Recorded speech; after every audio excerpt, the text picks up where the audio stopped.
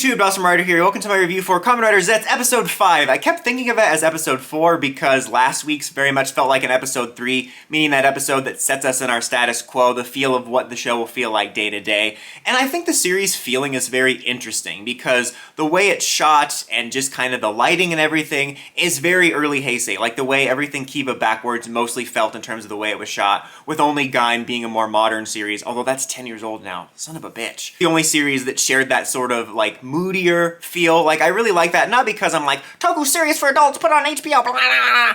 But I liked when Rider and Sentai felt different. I've said that so many times. And I like the fact that I can tune into Zeztz and Gojuger and they feel like they were shot differently and it's like two different flavors. You know, because as much as I love Gav, when you watch Gav and Gojuger or Gav and Boomboonger or Gotchard, they all have that same exact feel and style. It feels like they could walk right onto each other's sets.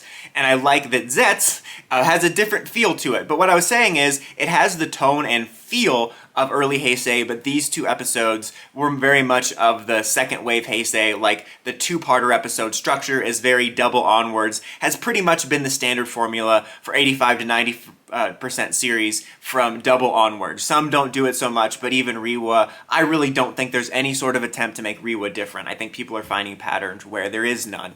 But yeah, I think that's interesting. I certainly think that the series has things that make it stand out. It's not like it's 100% formulaic, but it's interesting to see that tone and feel in the way the show is shot feel like early Rider with the formula feeling like later Rider. But onto the episode itself. And this continued the Protect the VIP Bride storyline.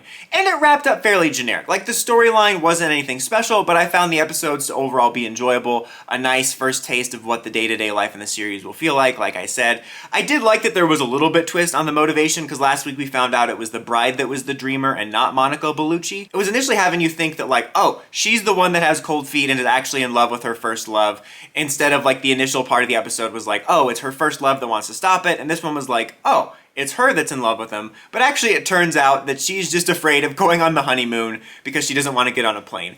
I thought that was a nice little twist on a cliche plot, even though it was maybe primarily driven on how do we get Zeztz on a plane so we can show off his air powers. But I thought that was rather nice. You had a bit of an investigation going on with like the tree and how it led to everything. Some nice stuff going on there.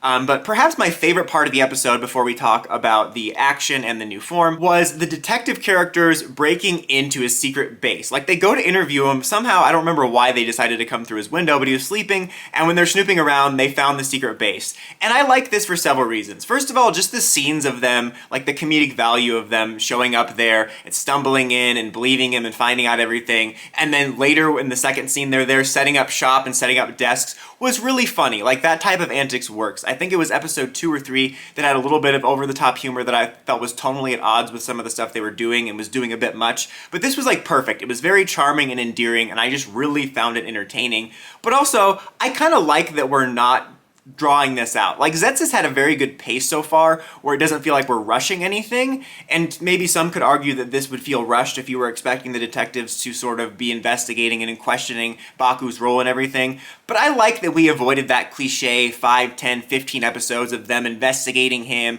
maybe thinking he's a suspect. Like, we just fast-tracked them working together, and I think that dynamic will have some value. I think them investigating instead of it just being Baku on his own, occasionally bouncing things off of Zero, I think it'll be a fun dynamic, and I like the way they fast-tracked all that BS, and it led to some endearing scenes, and possibly gave us into a window into more endearing scenes for the future. I also really like the part where he like whispers to the bike, like, what do I do? He's like, just tell him her secret, don't even worry about it. So yeah, that was my favorite part of the episode.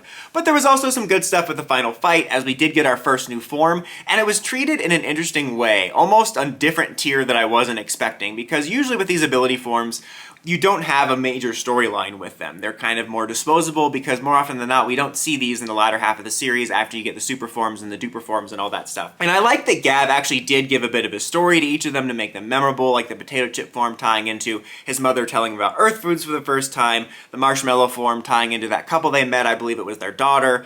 And then you have series like Gotchard and others where they're kind of just like, hey, use this form because this ability might work on them. Like, oh, it's a fire form, use water because Squirtle is good against Charmander.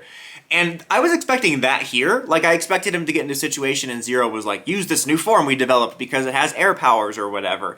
But instead it was very much treated just like any of the other gadgets he's been using, like the wings. Like, it wasn't treated like, here's a new suit we need to use for this reason. It was like, unless I missed a scene, it just felt like, oh, just like the wings or whatever, it was an ability. And I kind of liked that. It kind of felt different. You know, these are suits kind of like Kuga or Agito, where they're just a bit of a color shade shift. But I really do like them. And I also like that this is a instance where a blue suit isn't water-based, instead it's air-based. I think that was neat. And I thought the overall fight and him stopping the plane was overall really nice, and I liked that final scene. I think the fights continue to be interesting and dynamic.